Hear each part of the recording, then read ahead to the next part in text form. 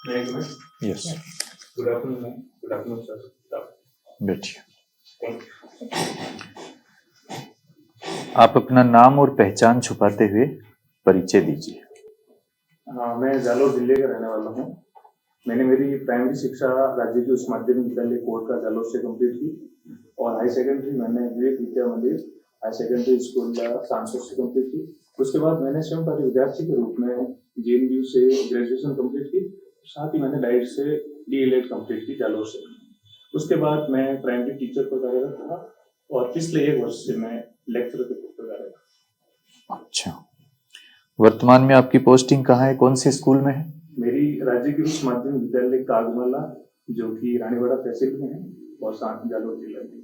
ठीक है। आपने MA कब किया?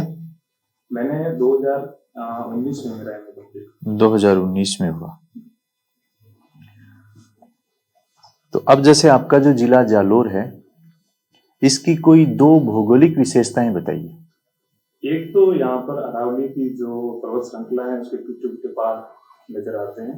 ठीक और है। दूसरा यहाँ का मिहिर क्षेत्र जो कि सांसोर तहसील में स्थित है, लूनी या बहाव क्षेत्र जो अंतिम दलदली इलाका है, कच्छ के रंग से जुड़ा हुआ है। 2 एक विशेष भौगोलिक विशेषता। ये जो लूनी नदी है, इसका उद्गम कहाँ से होता है? उद्गम नागपाड़ी है जो अजमेर में स्थित है, वहाँ इसका उद्गम। और ये नाम लूनी क्यों पड़ा, इसके पीछे क्या कारण है? इसके विषय ऐसा कहा जाता है, इसमें लूण है यानी कि नमक की जो मात्रा है, जैसे कि बालोतरा के बाद इसमें नमक और थोड़ा नमकीन पानी हो जाता है, उसकी वजह से इसको लूनी नदी कहा जाता है। तो लूनी नदी पे कोई बांध बना हुआ है, कोई ऐसे कुछ आपको ध्यान आ रहा हो? हाँ, इसकी सहायक नदी है जवाई, उस पर जवाई बांध है। एक हेमावास बांध है जो इसकी सहायक नदियों पर है। नहीं, जवाई बांध तो पाली जिले में है। हाँ, वो इसकी आपके कोई लूनी नदी आपके जिले में कोई बांध है? हाँ, हमारे में इसकी एक सहायक नदी है शागी जी, उसके ऊपर बांगली बांध है। ठीक है। अभी अभी राजस्थान सरकार ने संभाग और जिले निरस्त किए, तो कौन कौन से संभाग निरस्त किए हैं? 3 संभाग निरस्त किए हैं, बांसवाड़ा, सीकर और पाली संभाग। ठीक है। जिलों के नाम बता पाएंगे कौन कौन से निरस्त हैं? जिले जो कुछ मुझे याद हाँ, है, ठीक है। अनूपगढ़ जिला, नीमका थाना, सांसोर और दूदू, इतने ही याद है। आपके कोई जोधपुर ग्रामीण या जयपुर ग्रामीण ऐसा भी? जी ठीक है। ग्रामीण और जोधपुर। तो आप राजनीति विज्ञान के व्याख्याता लगे हुए हैं? जी। ठीक है। आपकी 12वीं क्लास में कितने विद्यार्थी हैं इनरोल्ड? 27। ठीक है। अब आप महाविद्यालय शिक्षा में आपको असिस्टेंट प्रोफेसर बना दिया जाता है, तो आप क्या नया इनोवेशन करेंगे? सर, कॉलेज लेवल पर जो इनोवेट करने का मैं ट्राई करूंगा, सबसे पहले तो अभिभावकों के अंदर कॉलेज एजुकेशन के प्रति जागरूक, क्योंकि सामान्य जो माना जाता है कि जो पेरेंट्स होते हैं वो स्कूल की टीचिंग के प्रति जागरूक होते हैं, लेकिन कॉलेज एजुकेशन के प्रति उनमें एक जागरूकता नहीं। दूसरा मैं ट्राई करूंगा कि कॉलेज एजुकेशन में मैं जब सब्जेक्ट पढ़ाऊं, साथ ही चूंकि हम कंपटीशन दुनिया से भी बिलोंग करते हैं, तो मेरी कुछ सब्जेक्ट रही है पहले जैसे मैथ्स वगैरह, तो वो भी मैं पढ़ाऊं ताकि बच्चे आकर्षित हो कॉलेज आने के लिए और उन्हें ऐसा लगे कि यहाँ से उनको कुछ रोजगार की शिक्षा मिल सकती है। और इसके अलावा मैं अपनी पॉलिटिकल साइंस के माध्यम से चीजों को व्यवहारिक स्तर पर ले जाना चाहूंगा, जैसे कि डेमोक्रेटिक वैल्यूज को सिखाना, मतदान कैसे करें और क्या अपने प्राइवेसी होनी चाहिए, वो भी मैं बच्चों को सिखाऊंगा क्योंकि वो वोटर बनने जा रहे हैं। ठीक है। स्कूल में तो छात्र संघ चुनाव नहीं होते, कॉलेज एजुकेशन में होते हैं, तो आप इसके पक्ष में हैं या विपक्ष में हैं? इसके दोनों पॉइंट है, लेकिन मैं सामान्यतः कॉलेज जो कॉलेज लेवल पर जो छात्र संघ चुनाव होते हैं उसके पक्ष में। कैसे? एक तो ये है कि ये मैं जो पॉलिटिक्स है उसकी बेसिक वैल्यूज हैं या बेसिक प्रशिक्षण प्रदान करते हैं। दूसरा ये है कि छात्रों में राजनीतिक मूल्यों के प्रति, राजनीतिक घटनाओं के प्रति, विचारों के प्रति खुद को जागरूक बनाते हैं। तीसरा ये वहाँ में लीडरशिप मिलती है, जैसे कि इंडिया ने इसको महसूस भी किया है कि कॉलेज पॉलिटिक्स से हमें 1970 के दशक में लालू यादव, पासवान जैसे नेता मिले, बाद में अरुण जेटली जैसे लीडर भी हमें मिले, और आज भी कई ऐसे लीडर हैं जो हमें अपने स्थानीय स्तर पर भी बहुत से लीडर हैं। तो अभी अभी सरकार ने छात्र संघ चुनावों को बैन कर रखा है, तो क्या ये ठीक है? सर, मेरा व्यक्तिगत स्तर पर मानना है कि बैन नहीं होना चाहिए, सरकार को इस पर विचार करना चाहिए और सरकार इस पर विचार करेगी। ठीक है। अच्छा, कौन सी कमेटी बनाई गई थी छात्र संघ चुनाव को लेके? हाँ, लिंक 2 कमेटी। Link 2 committee. अच्छा, आप ये मानते हैं कि इलेक्शन कमीशन ऑफ इंडिया जो है एक साथ पूरे देश में जो अभी चल भी रही है बात कि एक देश एक चुनाव, तो क्या ये पॉसिबल होगा? भारत जैसा इतना विशाल देश है, और यदि आप अपनी ओपिनियन बताइए कि अगर नहीं होगा तो क्यों नहीं होगा, और होगा तो कैसे होगा? अगर पॉसिबिलिटीज पर बात कर रहे हैं तो एक देश एक चुनाव हमने शुरू में देखा भी है। तो 1952 से लेकर 67 तक जो हमारे स्टेट के इलेक्शन और सेंटर के इलेक्शन एक साथ ही हो चुके हैं, तो ये तो कह सकते हैं कि पॉसिबल तो है, ऐसी बात नहीं कि पॉसिबल नहीं हो सकता। लेकिन क्यों नहीं हो सकता, इसके पीछे कुछ रीजन ये भी है कि एक तो इसमें कॉन्स्टिट्यूशन अमेंडमेंट करने पड़ेंगे जिसमें स्टेट की सहमति लेना जरूरी है, जो पॉसिबल बहुत मुश्किल टास्क है। दूसरा ये कि हमें बहुत ज्यादा इक्विपमेंट चाहिए होंगे एक साथ चुनाव कराने में। तीसरा एक व्यापारिक स्तर पर कई बार सरकारें गिर जाती हैं या मध्यावधि चुनाव होंगे, तब हमें क्या करना चाहिए। और एक और बात ये कि अगर हम एक साथ चुनाव कराने का प्रयास करेंगे तो बहुत सारे स्टेटों की सरकार को हमें पहले ही नहीं करना पड़ेगा, जो कि हमारे संघात्मक व्यवस्था पर एक तरह से अटैक माना जाएगा। तो उसको लेकर सरकार और बाकी राजनीतिक दल किस प्रकार सहमति बनाते हैं, ये महत्वपूर्ण होगा। अच्छा, फेडरल सिस्टम में आप किस तरीके का अभी फेडरल सिस्टम देखते हैं? क्या ये अर्ध संघ है, सहकारी संघ है, या सौदेबाजी का संघवाद है, या आपके अकॉर्डिंग कोई नया संघवाद दिखाई दे रहा है? जैसा कि मुझे लगता है कि नीति आयोग इसको कोऑपरेटिव फेडरलिज्म बोलता है, और वो उसके रूप में इस इंडिया में कोऑपरेटिव फेडरलिज्म को स्थापित करना भी चाहते हैं। और हमारे प्रधानमंत्री या स्टेट के जो मुख्यमंत्री हैं वो भी इसकी वकालत करते हैं। जैसे जीएसटी काउंसिल है, वो कोऑपरेटिव फेडरलिज्म का एक एग्जाम्पल है। और बहुत सारी जैसे नीति आयोग में भी जो down to earth, down to top से जो पॉलिसी अपनाई जाती है उसमें भी ये हमें दिखता है। तो मुझे लगता है फिलहाल ये भारत में ज्यादा प्रासंगिक है और ज्यादा प्रणाली है।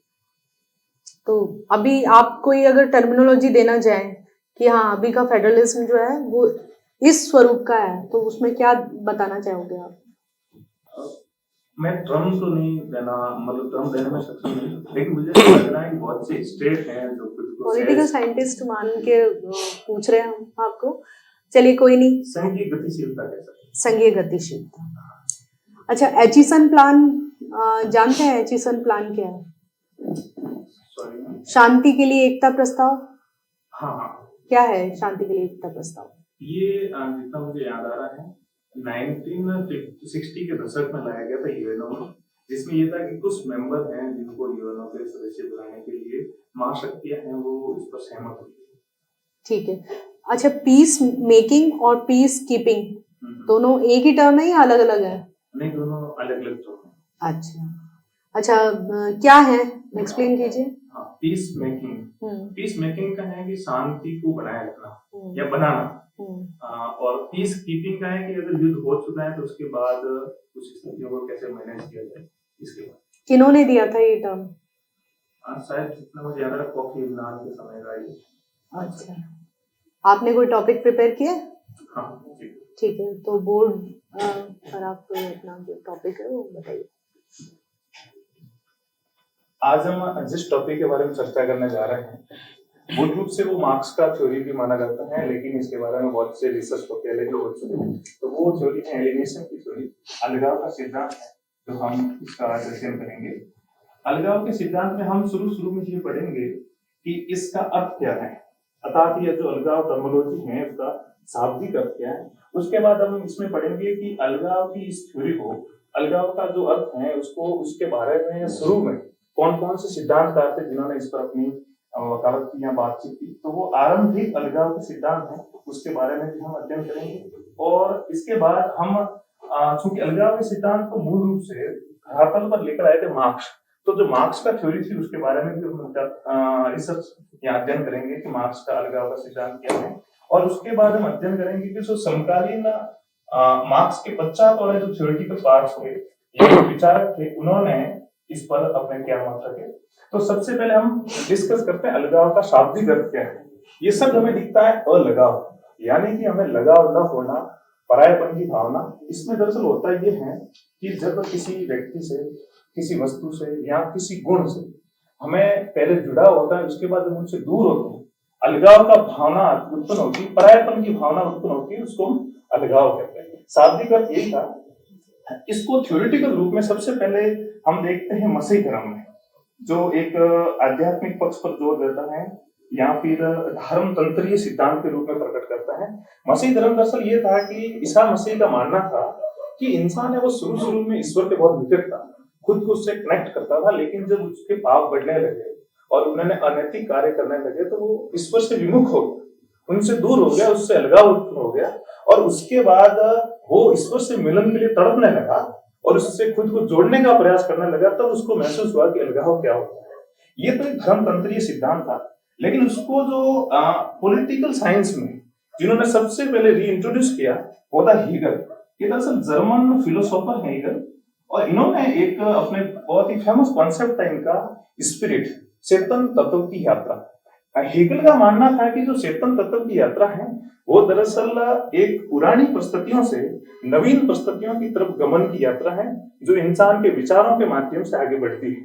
तो हीगल ये मान रहे थे कि जब हम पुराने आदर्शों से नए आदर्शों की तरफ तभी बढ़ेंगे जब हमें पुराने आदर्शों से अलगाव होगा, और मानव प्रगति का जो इतिहास है वो इसी रूप में आगे बढ़ता है। तो हीगल का जो कॉन्सेप्ट था वो दरअसल सकारात्मक अलगाव का कॉन्सेप्ट था।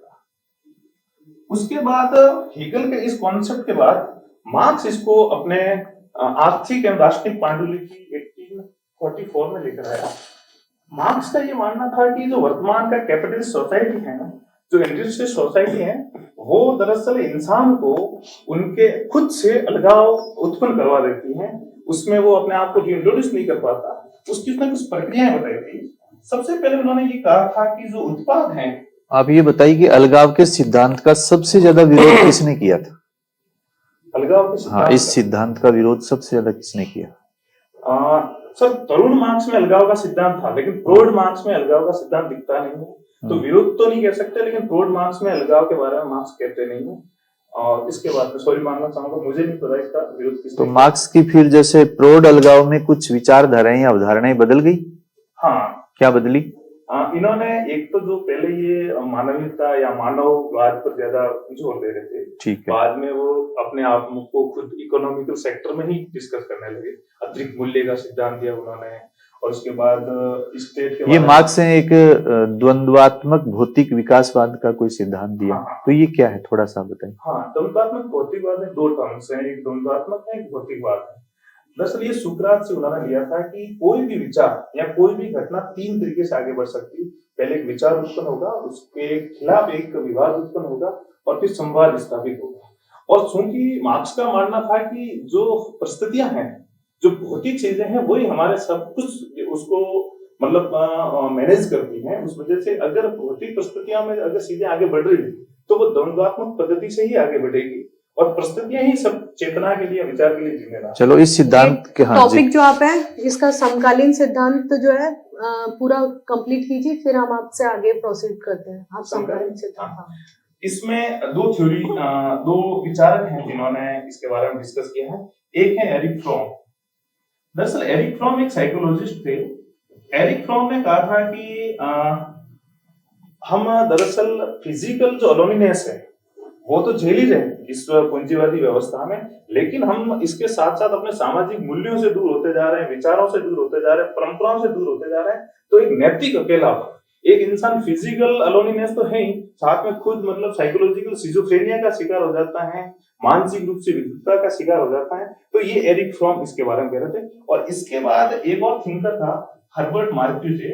हर्बर्ट मार्क्यूजे ने कहा था कि इंसान है वो बहुआयामी होना चाहिए, जिसके अनेक पक्ष होने चाहिए जीवन में, लेकिन जो पूंजीवाद है, वहां का जो मास मीडिया कम्युनिकेशन है, सोशल मीडिया है, वो उसके सिर्फ एक आयाम को ही बढ़ावा दे रहा है। वो उनमें तुच्छ भौतिक इच्छाएं उत्पन्न करवा रहा है, जिसकी वजह से न वो लिटरेचर पढ़वा रहा है, न अपने जीवन से जुड़ पा रहा है, न अपनी प्रकृति से जुड़ पा रहा है, और उसका सिर्फ एक आयाम दिखता है उसमें। तो ये हर्बर्ट मार्क्यूजे ने इसके बारे में। ठीक है, ठीक है।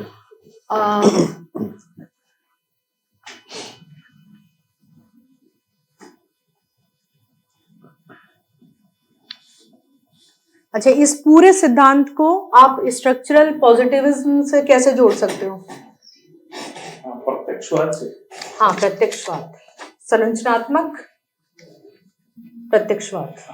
सॉरी मैंने संरचनात्मक प्रत्यक्षवाद नहीं पढ़ा, लेकिन प्रत्यक्षवाद के बारे में मैं कुछ जानता हूँ। प्रत्यक्षवाद का मानना था कि हमें कोई भी डिसीजन है वो तर्क के बेस पर लेना चाहिए। जिसकी कुछ साइंस होनी चाहिए, लॉजिक होनी चाहिए, या हमें प्रत्यक्ष रूप से जो हमने अनुभव किया है उसको देखते हुए देखना चाहिए। तो अलगाव है, उसमें भी मार्क्स हैं वो इस चीजों को देख रहे थे। किस प्रकार मजदूर है वो सिर्फ फैक्ट्री 9 to 5 जॉब में खुद को अपने आप से अलग कर पा रहा है, न उत्पाद से कनेक्ट कर पा रहा है, न प्रोसेस से कनेक्ट कर पा रहा है, और खुद भी एक तरह से धीरे धीरे पता ही नहीं चल पा रहा है वो जीवन में क्या जी रहा है। तो ये चीजें हम कह सकते हैं कि प्रत्यक्षवाद से हम जोड़ सकते हैं। ये वेलफेयर पॉलिटिक्स के ज्यादा नजदीक है या लिबर्टेरियनिज्म की तरफ जाती है थ्योरी, जो थ्योरी ऑफ एलिनेशन आपने अभी पढ़ाई है, तो ये किसके ज्यादा नजदीक है? ये दरअसल जो मार्क्स इसको कहते हैं कि व्यवस्था से स्वायत्तता की ओर हम गमन कर रहे हैं। तो मुझे लग रहा है कि इसमें फ्रीडम की ज्यादा वकालत मार्क्स कर रहे थे।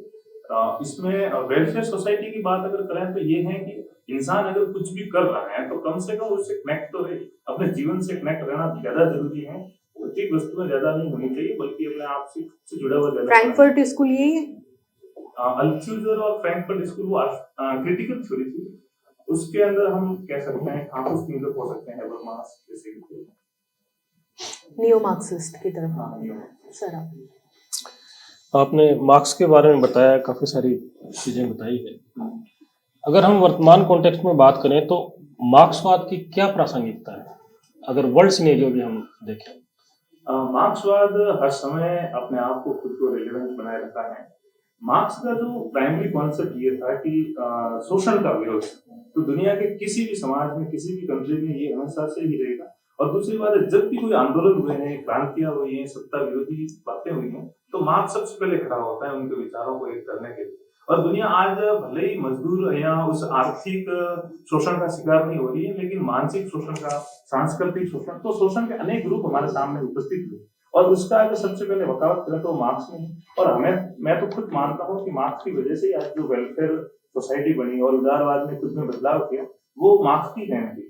और आज जो हास्य का फौरज है, उसके प्रति जो हमारी विचारधाराएं बदली है, सेंसिटिविटी बदली है, तो मार्क्स ने किया था। और मार्क्स ही वो पहला थिंकर था जिन्होंने कम से कम हमें बताया कि शोषण का कौन सा वैज्ञानिक आधार है और शोषण किस प्रकार हो रहा है। तो कह सकते हैं कि मार्क्स की रिलेवेंसी तो रहेगी। ओके। अब मैं एक सवाल कर रहा हूँ प्लेटो की शिक्षा पद्धति की, उसमें 2 एक्सिलरी सवाल और होंगे। प्लेटो की शिक्षा पद्धति क्या थी, पहला सवाल। दूसरा, क्या वर्तमान में प्लेटो की शिक्षा पद्धति अप्लीकेबल है? और तीसरा, क्या प्लेटो की शिक्षा पद्धति को वर्तमान में भी कहीं अपनाया गया है? प्लेटो की शिक्षा पद्धति तीनों वर्गों के लिए थी जो उस समय थे, उत्पादक वर्ग, संरक्षक वर्ग के लिए, जिसमें उत्पादक वर्ग के लिए 20 वर्ष तक की शिक्षा पद्धति थी, उसके बाद सैनिक वर्ग और शासक वर्ग के लिए थी। दरअसल इसमें 2 भागों में प्लेटो ने इसको बांटा था। पहला जो प्राथमिक और प्राथमिक शिक्षाएं थी, उसके बाद जो हाई सेकेंडरी लेवल की शिक्षाएं थी। और प्राथमिक शिक्षा में वो मानसिक शिक्षा पर, लॉजिकल कॉन्सेप्ट पर, गणित पर, ज्यामिति पर विशेष जोर दे रहे थे, संगीत पर जोर दे रहे थे। और उसके बाद उन्होंने व्यवहारिक शिक्षा धरातल उतारने के लिए, दार्शनिक राजा को बनाने के लिए, और इस रूप में अपनी शिक्षा पद्धति को उन्होंने अपनाया था, जो कि राज्य केंद्रित थी। और दूसरा आपने क्वेश्चन पूछा वर्तमान में क्या ये एप्लीकेबल है। अगर हम नई शिक्षा नीति में देखें, वैसे उससे कुछ जोड़कर नहीं कह सकते, लेकिन उसके कुछ मूल्य हमें आज भी दिखते हैं, जैसे कि तार्किक भारतीयों का विकास करना है हमारा आज की कॉन्सेप्ट है। गणित को हम पूरा प्रमोट कर रहे हैं। और संगीत बेस्ड एजुकेशन जो वर्तमान में बढ़ता है, क्योंकि मेंटली डिस्टर्बेंस आज बढ़ रहे हैं स्टूडेंट्स में भी, तो संगीत होना कितना जरूरी, हम अपने स्कूलों में भी इसको अनुभव करते हैं, ये कह सकते हैं। और तीसरा आपने कहा कि क्या ये वर्तमान में कहीं लागू है। अगर कहीं स्टेट बेस्ड एजुकेशन सिस्टम है तो उसको कह सकते हैं हाँ, वो हल्का सा लिंक हो सकता है, मेरे ज्ञान में ऐसा कोई उदाहरण नजर नहीं। ओके। प्लेटो की जो शिक्षा पद्धति थी, उसका मुख्य जो एम था, जो लक्ष्य था, वो दार्शनिक राजा का निर्माण करना था। वर्तमान में कहीं पर भी दार्शनिक राजा का कंसेप्ट नहीं है, तो अगर हम इसकी प्रासंगिकता बता रहे हैं तो अपने आप में कहीं कॉन्ट्राडिक्शन नहीं है? सर, प्लेटो ने 2000 वर्ष पहले एक शिक्षा पद्धति थी, और मैं आभारी मानना चाहिए उस समय वो लॉजिक की बात कर रहे हैं, तर्क की बात कर रहे हैं, संगीत की बात कर रहे हैं, एजुकेशन सिस्टम में जो आज भी बहुत सारे कंट्रीज नहीं अपना रहे। तो हम कह सकते हैं कि इतने वर्ष पहले अगर वो संगीत और लॉजिक की बात कर रहे हैं, तो कहीं कहीं एक तरह से प्रासंगिक तो हो ही गए, और आज इसी वजह से हम पढ़ते भी हैं। हाँ, ये कह सकते हैं दार्शनिक राजा बनाना आज का उद्देश्य नहीं। बना लिया था क्या उन्होंने दार्शनिक शासक? उन्होंने प्रयास किया था सीजर बोर्जिया के साथ, लेकिन वो सफल नहीं हो पाया था। ओके। यथार्थवाद क्या है? यथार्थवाद आईआर थ्योरी के रूप में दिया गया, जिसमें मॉर्गन थाउ ने इसको मूल रूप से दिया। उनका मानना है कि जो दुनिया है वो शक्ति राजनीति पर केंद्रित है और मानव का स्वभाव वो दरअसल हिंसक प्रवृत्तियों का है, और इसी वजह से जो राष्ट्र है वो सिर्फ पावर सेंट्रेड हो सकते हैं, शक्ति की लालसा किए हुए हो सकते हैं। ये हिसाब की राजनीति। तो वर्तमान में जो विश्व राजनीतिक व्यवस्था है वो एक ध्रुवीय है, द्विध्रुवीय है या बहुध्रुवीय है? अगर सर हम मोटे रूप में कहें तो बहुध्रुवीय व्यवस्था कह सकते हैं, क्योंकि दो ध्रुवीयता का तो अंत हो चुका था 1990 में, और उसके बाद बहुत सारे ऐसी कंट्रीज हैं जो अपने आप को उन्होंने महाशक्ति के रूप में खुद को प्रमोट किया, जिसमें चाइना है, जर्मनी है, भारत है। तो बहुध्रुवीय विश्व के अग्रसर है, पूर्ण रूप से बहुध्रुवीय व्यवस्था तो नहीं कह सकते, क्योंकि आज भी अमेरिका है वो बहुत बड़ी अपनी रिलेवेंसी बनाए रखा है, चाइना है वो नए रूप में डेवलप हो रहा है। तो बहुध्रुवीय की ओर अग्रसर वर्तमान की। ओके, एक लास्ट सवाल मेरी तरफ से, आप क्या मानते हैं कि जो वर्तमान में हमारी विदेश नीति है, जो हमारे नेबरिंग कंट्रीज हैं, उनके प्रति जो हमारी पुरानी विदेश नीति रही, पुराना विदेश नीति का पैटर्न रहा, और जो सफल रहा हमारा देश की बड़े भाई की भूमिका में रहा, खास करके एशियन कंट्रीज के लिए, तो कहीं ना कहीं हम ये नहीं देख रहे हैं कि वर्तमान में हमारी जो विदेश नीति है वो फेल हो रही है अपनी नेबरिंग कंट्रीज के रिगार्डिंग? आपका क्या मानना है? सर, विदेश नीति को फेल कहना तो अनुचित होगा, क्योंकि हमारा हमेशा से प्रयास रहा है नेबरहुड फर्स्ट की गुजरात सिद्धांत को हमने अपनाया, और हाल ही में श्रीलंका को मानवीय सहायता जैसी मदद भी की है।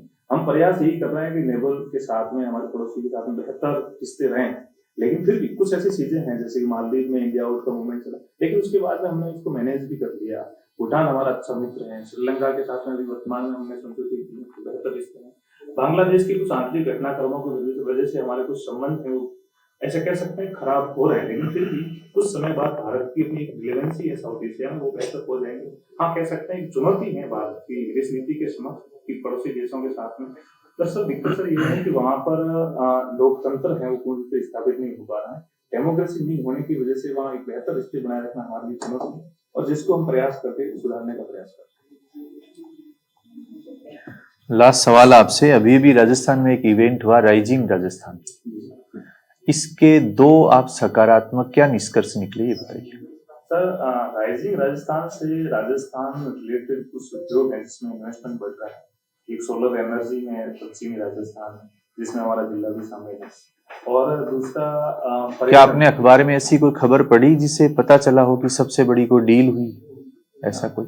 सॉरी, इस राइजिंग राजस्थान से मैं ज्यादा कनेक्ट नहीं था, लेकिन अडानी का लास्ट में इससे पहले वाले में बड़ा एक डील हुई 10,000 करोड़, जो सांसोर में सोलर इन्वेस्टमेंट करने से रिलेटेड। ठीक है, थैंक यू।